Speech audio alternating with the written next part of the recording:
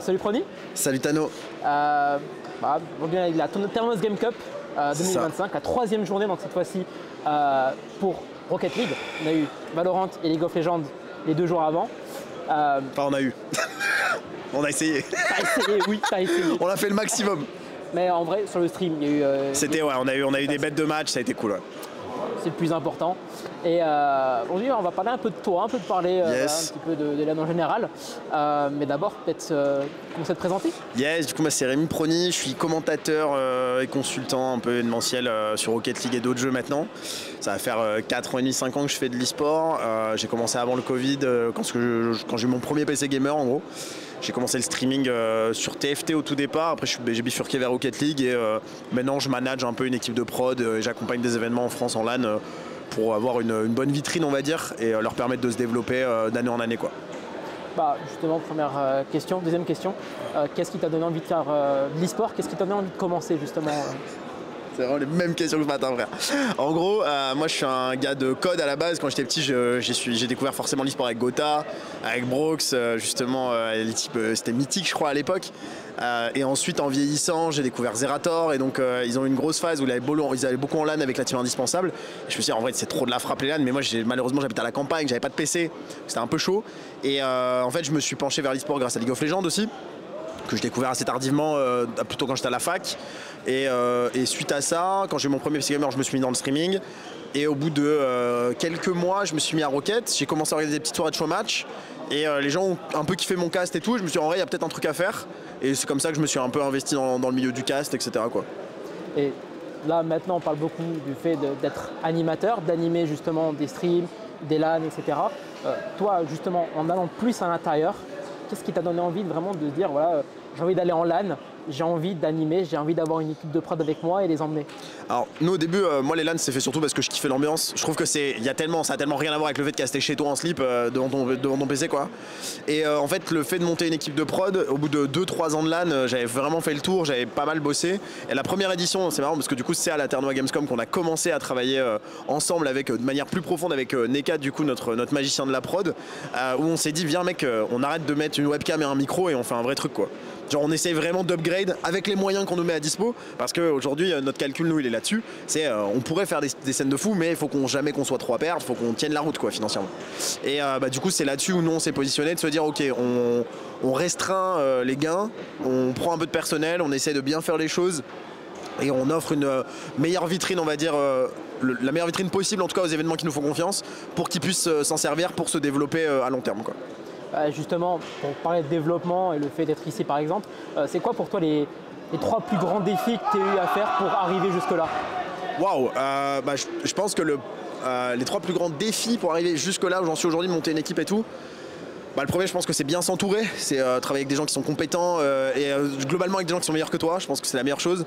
La deuxième c'est pas perdre la flamme. Moi je pense que depuis un an là maintenant que j'ai commencé un an et demi maintenant que j'ai bifurqué sur CS, sur LoL aussi, j'ai fait la div de Zeran cette année, j'ai fait pas mal de LAN CS. Ça m'a ravivé un petit peu la flamme que j'avais des LAN parce que j'avais un peu fait le tour, j'avais un peu perdu cette grinta que j'avais sur Rocket League. Et la troisième c'est en fait c'est la résilience, c'est-à-dire que en fait il faut juste accepter que c'est dur, que c'est long et prendre beaucoup de recul en fait. C'est ça, c'est résilience et recul. En troisième, le troisième gros défi, c'est le mental qui tient. Ne pas lâcher parce qu'on n'a pas l'impression d'avancer. Il faut vraiment être capable de prendre du recul sur le parcours et ce qu'on gagne dans ce qu'on fait en fait. Je pense que c'est ça vraiment le plus difficile. C'est pas le fait de démarcher les clients, de trouver des trucs. Non, ça c'est en vrai honnêtement, c'est vraiment une partie juste de travail brut, mais la partie mentale elle est beaucoup plus dure. On parlait d'équipe de prod justement. Là, comment tu arrives à travailler maintenant avec par exemple Nekat qui est derrière tout ça, il y a eu Team il n'y a pas longtemps, comment tu arrives à travailler avec eux? C'est excessivement simple, c'est vraiment, dire que moi je travaille essentiellement sur la partie pré-prod administrative, c'est-à-dire que je vais rédiger les contrats, rédiger les devis, négocier les pricing, ensuite diriger un peu l'équipe en mode voilà ce qu'il nous faut pour tel événement, et après je laisse couler. En fait, on en a parlé beaucoup ce matin, mais je ne travaille qu'à la confiance. C'est-à-dire que si mes gars, moi s'ils bossent avec moi, c'est qu'ils sont compétents et donc que je leur fais confiance. Donc il n'y a même pas de réflexion. Justin, enfin Nekat du coup, il sait très bien que je découvre les stream packs le jour J. Je m'en fous de les voir avant, je lui fais confiance à 200% et je sais qu'il me la fera pas à l'envers et je sais qu'il fera un bon boulot parce que c'est un mec qui bosse bien. Et j'ai toujours fonctionné à la compétence et à la value. Et justement, tu parles de personnes compétentes. dans les situations où c'est un peu compliqué, les imprévus, tout ça, comment vous arrivez à vous adapter Ben, déjà, je pense que le fait qu'on soit une équipe et qu'on soit ensemble, ça aide beaucoup parce que moi je suis pas quelqu'un qui a tendance à aimer se plaindre quand il n'y a pas de solution. Et le fait qu'on soit tous ensemble à se plaindre, ça permet aussi de gagner un peu en résilience, ça crée de l'histoire, ça crée des anecdotes et ça crée des moments entre équipes aussi. Et en fait, je vais plutôt prendre cette partie-là en lien avec les organisateurs, pour justement, parce que c'est avec eux que je discute depuis le début et c'est moi qui suis un peu le référent. Et c'est pour éviter aussi de mettre plus de pression sur mes équipes qui eux déjà travaillent beaucoup, font beaucoup de choses. Et pour moi tanker justement cette partie-là problématique, gestion joueur, ce rôle de parfois de mauvais flic, d'aller voir les joueurs, de gueuler un peu parce qu'il faut que ça bouge, que leur expliquer qu'il y a des problèmes et que c'est indépendant de la volonté des orgas et que donc du coup ça sert à rien de leur râler dessus parce qu'ils peuvent rien faire. Ce rôle-là, je le prends plutôt à ma personne parce que je pense que c'est plus simple pour moi qui suis plus âgé, qui ai peut-être plus l'habitude aussi de gérer ça, que pour les plus jeunes qui ont déjà d'autres trucs à faire, quoi. Tu vas parler un petit peu de ce que tu fais en amont des compétitions, des événements. Pour toi, c'est quoi, on va dire, la partie la plus fun et la moins fun dans tout ça? Bon, il n'y a pas de partie moins fun. Je pense que la partie la moins fun, c'est une fois que tu as négocié tes contrats, te rendre compte que les budgets sont vraiment serrés et devoir dire à tes gars que ça va être compliqué, qu'on va pas pouvoir prendre un billet cohérent et qu'il va falloir faire plus que théoriquement ce pourquoi on est payé. Ça, c'est pour moi vraiment la partie moins fun. Et après la vraie partie la moins fun, c'est la partie quand c'est pas dépendant de notre volonté. Quand c'est l'éditeur qui pose problème, c'est vraiment pas fun du tout. Et là, on est tous dans le même bateau. Et la partie la plus fun, évidemment, pour moi, c'est l'événement lui-même. C'est d'être sur place, de pouvoir faire kiffer les joueurs, de faire vibrer les joueurs, de voir que mes gars sont contents d'être là, qu'ils passent un bête de moment. Et c'est évidemment la partie la plus fun. C'est quand on bosse directement sur place, quoi. Et tu me parles du budget.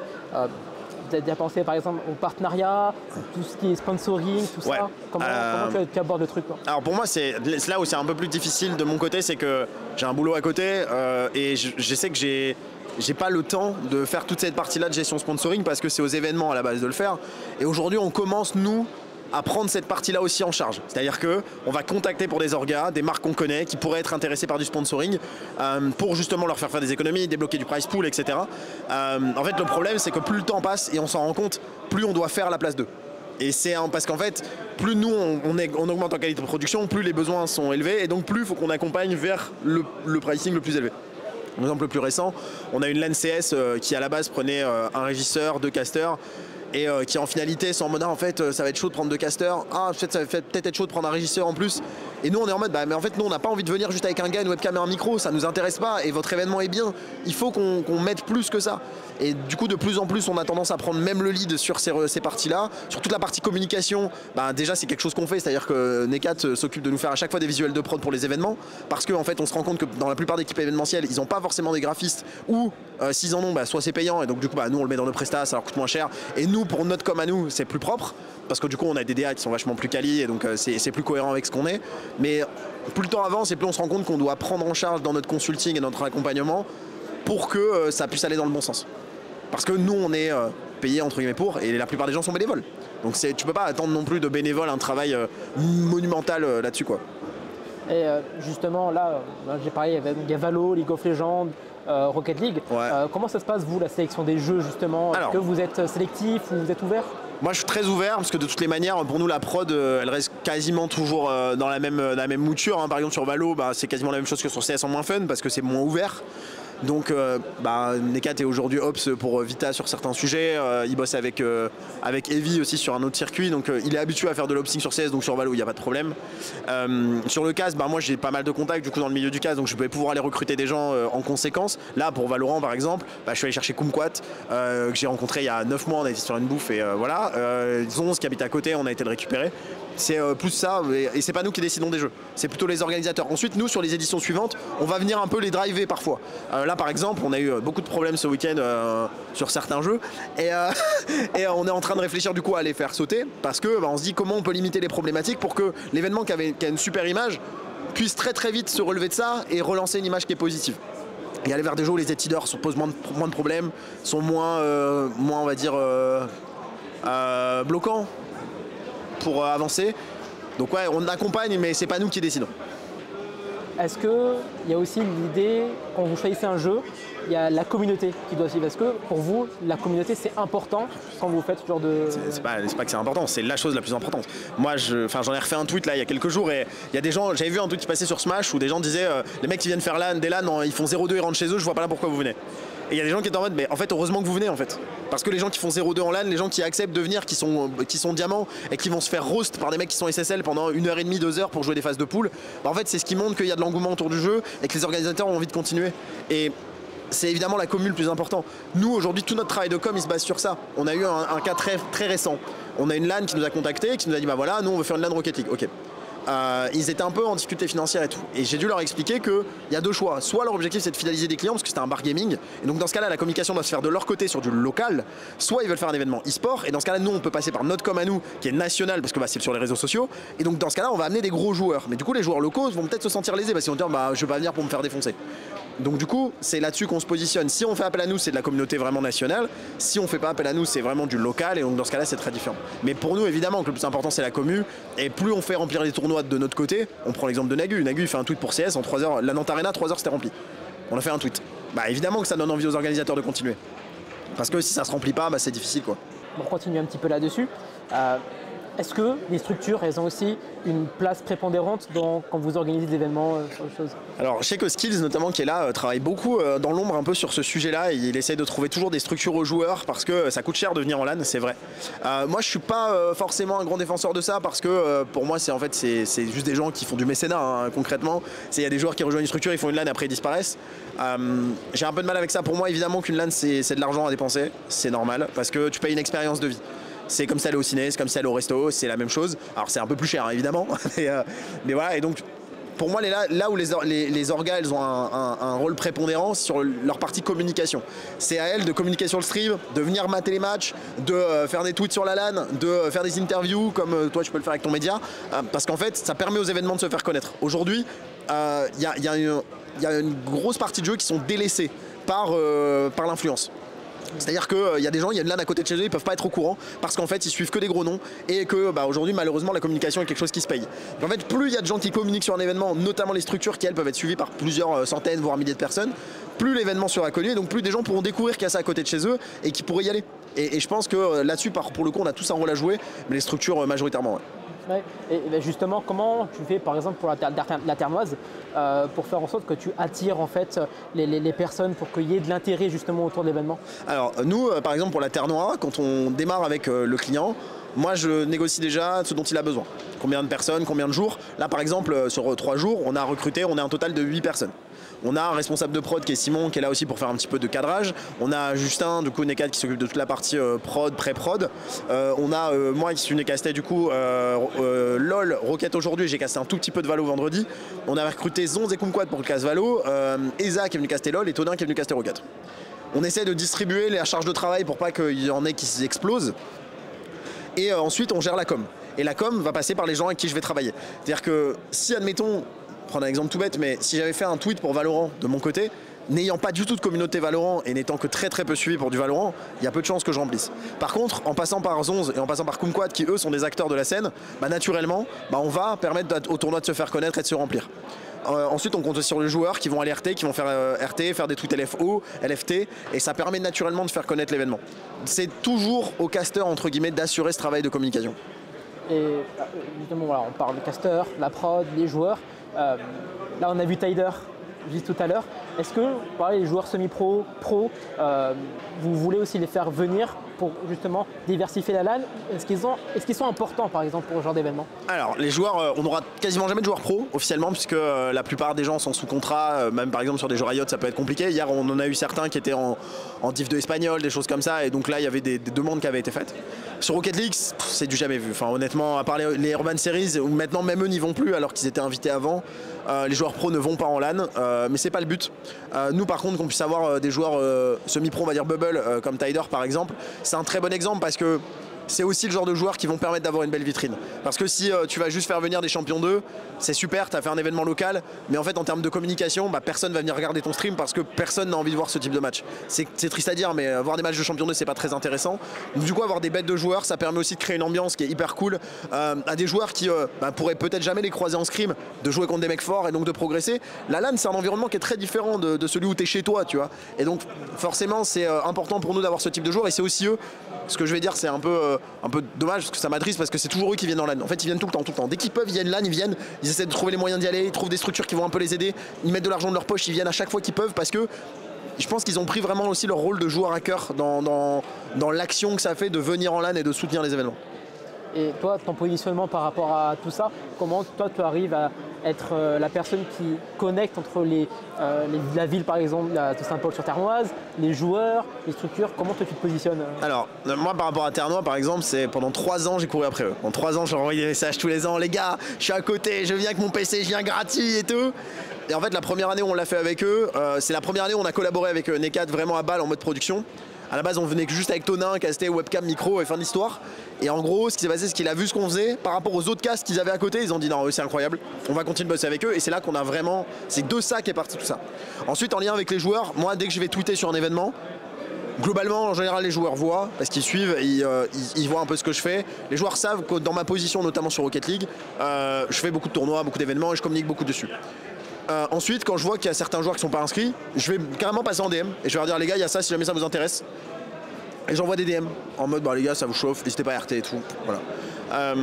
Et après pour les structures, c'est pas moi qui vais faire ce boulot là, c'est plutôt des joueurs justement déjà en présent comme Skills qui vont faire ça.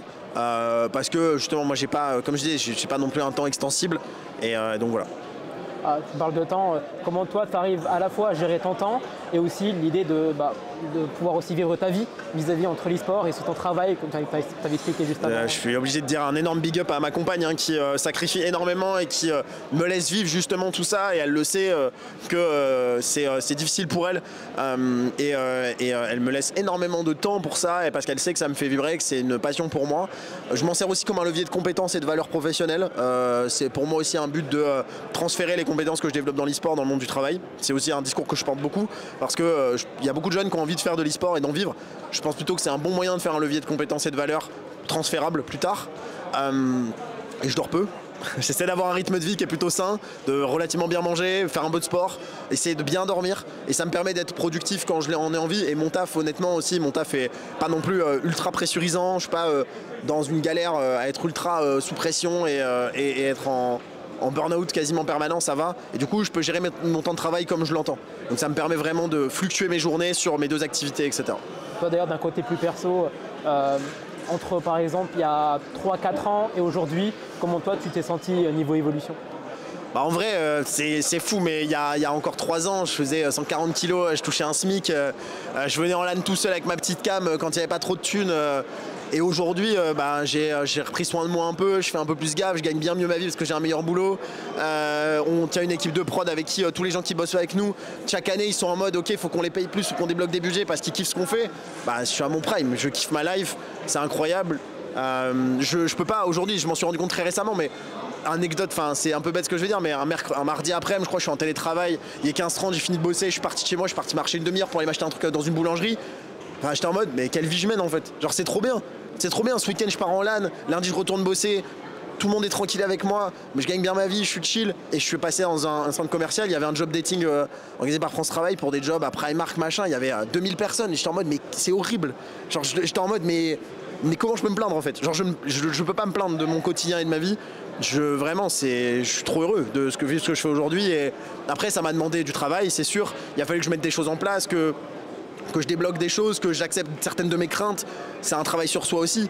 Mais honnêtement, actuellement, je suis à mon prime de vie. Actuellement, tu es à ton prime. Tu as parlé du passé, maintenant de l'avenir. Toi, maintenant, on est en 2025, bientôt 2026, actuellement là, sur ce tournoi. Comment tu te vois d'ici 2030 par exemple, les prochaines années on va dire? En vrai, c'est un peu triste ce que je veux dire, mais je pense que j'aurai arrêté l'e-sport. Ou alors j'aurai un poste qui est très différent, mais je pense pas continuer plus de 2 ans. sauf si évidemment, s'il y a 1 an et demi, j'ai une grosse opportunité, vraiment quelque chose qui se débloque. Mais c'est dans ma position de résilience, je pense que j'ai aussi accepté que malheureusement, j'irai pas plus loin que ce que je fais déjà aujourd'hui. Mon but, c'est de former mes gars qui puissent être vachement moins dépendants de moi et qui développent vraiment leurs compétences de force, de plus-value, de négociation, de pouvoir accompagner le client, de prise de position et de ne pas avoir peur aussi de s'exprimer comme ça.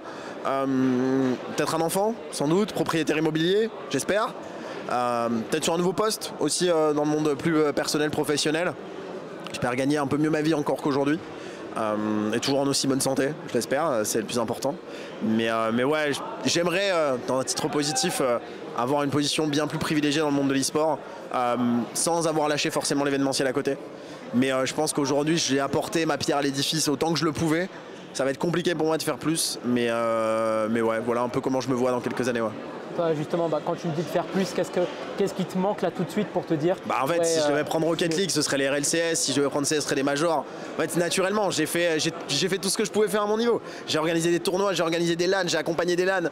J'ai fait du 1v1, j'ai fait du 3v3. J'ai fait des RLCS main event pour certaines équipes. Je peux pas faire plus aujourd'hui. Je peux plus. Il n'y a pas un truc que j'ai pas fait sur la scène. Et je me rends compte, c'est aussi pour ça que je suis allé vers d'autres jeux, parce que je me rends compte que j'avais plus la flamme, quoi. Je m'étais épuisé, j'avais tout donné, les portes s'ouvrent pas pour aller plus loin, c'est le jeu. Et aujourd'hui, c'est vrai que c'est ça qui me manque, je pense. C'est peut-être plus de visibilité. Parce que, en fait, si demain j'avais plus de visibilité, oui, en effet, tu parlais tout à l'heure de négociation partenariale, je pourrais le faire facilement. C'est-à-dire que je passerai directement par moi, j'irai voir des marques en mon nom, en leur disant voilà, j'ai un événement qui cherche des sponsors, ce sera diffusé chez moi, on va pouvoir faire ça, ça et ça. Aujourd'hui, c'est beaucoup plus compliqué. Là, tu as parlé de toi, mais aussi d'une vision peut-être plus globale de l'e-sport. On dit beaucoup, là, il y a pas mal de soucis au niveau des jeux, Rocket League, pas mal de soucis au niveau pro, dans l'e-sport. Toi, de manière plus globale, comment tu vois l'e-sport évoluer dans les prochaines années? Voilà, je sais que c'est une question que tu as bien abordée, donc vas-y, lâche-toi. Non, moi, c'est une question qu'on m'a posée ce matin aussi. Non, je trouve que, perso, je suis très optimiste, parce qu'en fait, la seule crainte que j'ai, c'est la mainmise des éditeurs. Ça, c'est quelque chose qui, pour moi, pose un vrai problème, parce que pour qu'on devienne vraiment mainstream et qu'on quitte un peu notre niche de gros nerds puants, je pense qu'il va falloir on a déjà des fédérations, mais même les fédérations entre elles se font de la concurrence, donc c'est compliqué. Et en fait, le fait que les éditeurs aient mainmise totale sur l'e-sport en lui-même, c'est très complexe. Mais je trouve qu'aujourd'hui, ce qu'on arrive à faire avec l'e-sport League of Legends, c'est exceptionnel. Les nouvelles structures, la Carmine, Gentlemate, ont ouvert des portes qu'on n'avait jamais ouvertes en près de 20 ans. Gentlemate qui a ouvert la porte de Counter-Strike, et aujourd'hui, il y a des pouvoirs publics qui commencent à dire peut-être que c'est OK. Parce que c'est Squeezie, donc c'est peut-être faisable. La Carmine qui aujourd'hui, dans leurs propres associations de femmes, enfin on crée des associations de fans en fait, tout simplement, avec des vrais groupements, etc. d'ultra. Donc je pense qu'on va vers quelque chose de très très positif pour l'avenir. Ça va prendre du temps encore à se structurer positivement, on va dire. On aura toujours beaucoup de pots cassés, on restera quand même un truc assez niche, mais honnêtement, j'ai bon espoir qu'à 10 ans, on soit vraiment dans quelque chose qui dépasse l'entendement par rapport à ce qu'on a connu aujourd'hui. Le fait que déjà, il y a encore quelques années, on n'imaginait jamais être diffusé à la télé, on a eu des Worlds of LoL diffusés à la BBC, c'est extraordinaire. On voit les Worlds à Paris, les Worlds de Rocket League, enfin, c'était du jamais vu, on était à guichet fermé, c'était fou. Donc je pense qu'il faut être plutôt positif avec un pays comme la France qui est aussi moteur dans cet environnement-là, quoi. On a eu un Evo aussi, accessoirement.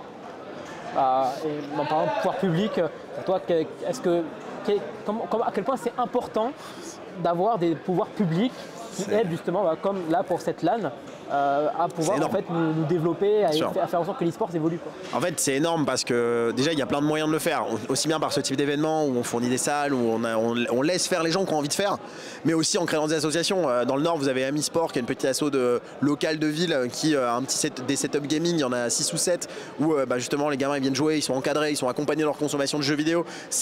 Pour moi, c'est hyper important de faire ça parce que c'est aussi être dans l'air du temps, dans l'air de la consommation des jeunes, et aussi montrer que on est dans une bonne dynamique. Et même politiquement, c'est super intéressant. C'est que aujourd'hui, on a ce truc où on se dit mais les jeunes ils votent plus, les jeunes sont plus engagés. Mais parce qu'en fait, ils ont pas l'impression que les politiques locales comprennent leurs problématiques et leurs difficultés, ou en tout cas même ce qui les anime.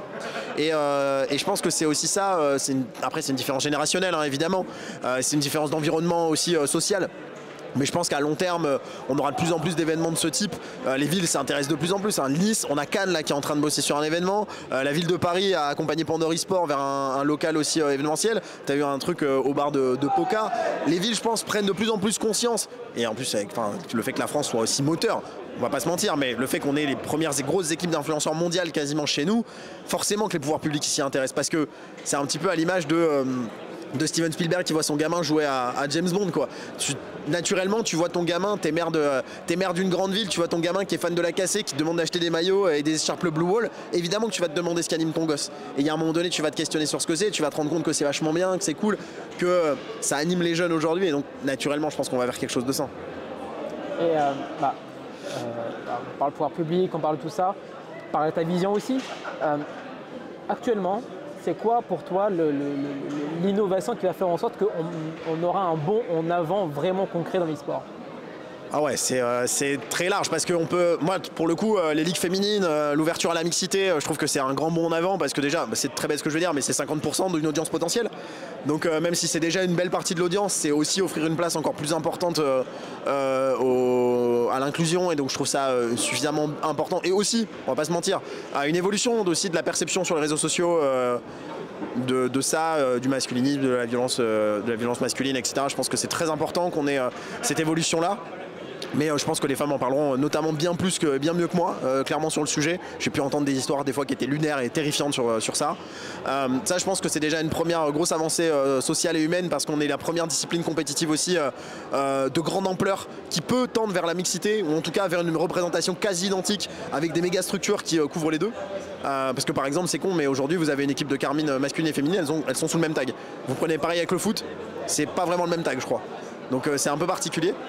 Et ensuite, l'autre plan, évidemment, c'est le jour où on deviendra des vraies fédérations, avec des éditeurs qui lâchent la main mise sur l'e-sport, que ça devienne un peu plus ouvert, et que du coup on puisse avoir une fédération française d'e-sport qui vient créer des associations locales, où on a des vrais clubs e-sport en localité, où on va pouvoir créer des tournois vachement plus fréquemment, etc. etc. On tend vers ça de toutes les manières, parce que il y a de plus en plus de gens qui poussent justement pour aller chercher ces subventions, créer ces associations. Parce qu'on a de plus en plus de gens qui se disent mais en fait l'e-sport c'est incroyable, moi j'aime trop l'e-sport, et pourquoi je m'arrêterais à juste regarder chez moi les Worlds? Je trouve ça super bien. Je pense que ce sera la prochaine grande avancée, c'est ce jour où on aura des clubs régionaux, départementaux, locaux, pour accompagner la consommation, pour accompagner la consommation du jeu vidéo et des écrans et de l'e-sport globalement chez les plus jeunes. Avant-dernière question. Je t'avais posé il y a 2 ans, quand on était au Free Play à Lille. J'ai envie d'avoir un peu ta réponse là maintenant tout de suite, si ça a peut-être changé, si c'est encore la même chose, même ton expérience. Pour toi, est-ce que le fait d'avoir un diplôme quand on est dans l'e-sport, c'est important ou pas? Je pense que j'avais dû dire que non, et je pense que c'est toujours le cas. Je pense qu'on se structure quand même de plus en plus, on peut le voir à haut niveau, hein. Évidemment si vous voulez être coach, il vaut mieux avoir un diplôme de coach performance. Mais globalement pour rentrer dans l'e-sport, tout dépend ce que vous souhaitez faire. Déjà l'animation, le CAS, il n'y a pas de diplôme. Alors vous pouvez passer des formations si déjà ça vous rassure aussi dans votre capacité à le faire. Évidemment que c'est important pour votre aussi crédibilité personnelle, vous sentir légitime. Je sais que c'est un terme qu'on voit beaucoup dans le milieu de l'e-sport, beaucoup de gens ne sont pas légitimes à faire des choses, et je trouve ça bête parce qu'en fait il n'y a pas de légitimité, et la seule légitimité que vous pouvez avoir c'est d'avoir envie de le faire. C'était Alexandre Assier qu'on parlait très récemment, où sa mère un jour lui dit bah tiens tu vas composer ça, et il est en mode je sais pas faire, et il l'a fait quand même. Et il n'y avait pas de légitimité, mais dans tous les cas il a dû le faire, donc je pense qu'il ne faut pas avoir cette crainte là. Non, je pense pas qu'il faut de diplôme pour faire de l'e-sport, mais je pense par contre qu'il faut faire ça de manière intelligente. Il faut pas le faire comme un neuneu, sans réfléchir à une forme d'évolution individuelle, parce qu'en fait c'est du temps que vous allez investir, et votre temps il a une valeur. Et dans le monde professionnel, Nekat aurait envie de me jeter sous un bus quand je dis ça, mais c'est malheureusement la réalité de beaucoup d'entre nous. On va tous aller travailler à un moment donné, on va tous aller bosser pour payer ses factures. Pouvoir justifier que le temps que vous avez investi dans ce milieu vous a vraiment apporté de la value, c'est une énorme plus-value, parce que c'est un peu l'exemple même des gens qui disent bah moi j'ai fait de l'associatif, je bosse dans tel type d'asso, etc. Ça vous permet de lever de la compétence que vous n'aurez pas dans un milieu scolaire, que vous n'aurez peut-être pas dans un milieu professionnel. Et donc je pense pas qu'il faut forcément des diplômes, je pense qu'il faut savoir valoriser son expérience. Dernière question, la question fatidique. Je veux me lancer. Quels sont les conseils que tu pourrais apporter aux personnes qui sont dans cette situation? Fait. Il n'y a même pas de débat, c'est fait. T'as envie de faire des trucs, fait. Et encore, ce que je disais, j'aime pas cette phrase de si tu veux faire un film, il faut juste un truc qui filme. C'est faux, c'est pas vrai. Parce que pour avoir un truc qui filme, déjà il faut de l'argent, et ça tombe pas du ciel. Par contre, si tu as trouvé un truc qui te passionne, faut que tu te mettes à fond dedans et que tu t'accroches longtemps. Ça, je suis assez d'accord. Ça ne mènera pas forcément à la réussite. Ça, il faut le savoir, parce que la méritocratie, c'est vraiment pas quelque chose qui existe, encore moins dans l'e-sport. Sauf si évidemment vous êtes complètement gifted. On prend l'exemple de Zen. Zen, peu importe ce qui serait arrivé, Même s'il était au fin fond du Vercors avec une connexion qui donne 200 de ping, bon, il y a un moment donné, les mecs l'auraient repéré, tu vois. Mais si vous n'êtes pas un talent générationnel comme 99% de la population, juste faites des choses à votre échelle, essayez de faire évoluer. Et en fait, naturellement, vous allez voir que vous allez mettre des choses en place dans votre quotidien pour atteindre vos objectifs. C'est super important. Moi, c'est tout ce que je dirais, c'est n'ayez pas peur de faire. Vous n'allez pas, il va rien vous arriver. Il va pas vous arriver des dingueries, donc juste tentez. Personne va vous attraper parce que vous avez fait un truc mal. C'est pas grave. C'est vraiment pas grave. L'e-sport, c'est un milieu qui est en construction. On a besoin de gens qui ont envie, on a besoin de gens qui ont faim. Et si un jour vous dites que vous avez peut-être pas la légitimité, c'est peut-être parce que vous êtes au bon endroit et que vous avez la crainte de mal faire. Et si vous avez la crainte de mal faire, en général, vous ferez tout pour bien faire. Et c'est déjà bien suffisant dans notre milieu qui en a durement besoin. Donc juste faites des choses. Et je pense que ça vous servira dans tous les cas à très long terme. Je ne dis pas que ça vous ouvrira les grandes portes. Je ne tiendrai pas ce discours qui, pour moi, est assez faux. Dans un milieu où il y a quand même encore beaucoup de problèmes de réseau, de copinage et qui peuvent bloquer plein de situations. Je pense à plein de managers qui souffrent cruellement de ce système-là. Mais par contre, vous pourrez vraiment y gagner personnellement en termes d'expérience de vie. C'est un milieu qui est extraordinaire. La plupart des gens sont très sympas. Tout le monde est très ouvert et vous passerez naturellement d'assez bons moments, je pense. Génial. Bah, merci Prony. Bah, merci à toi Tano. Avec plaisir.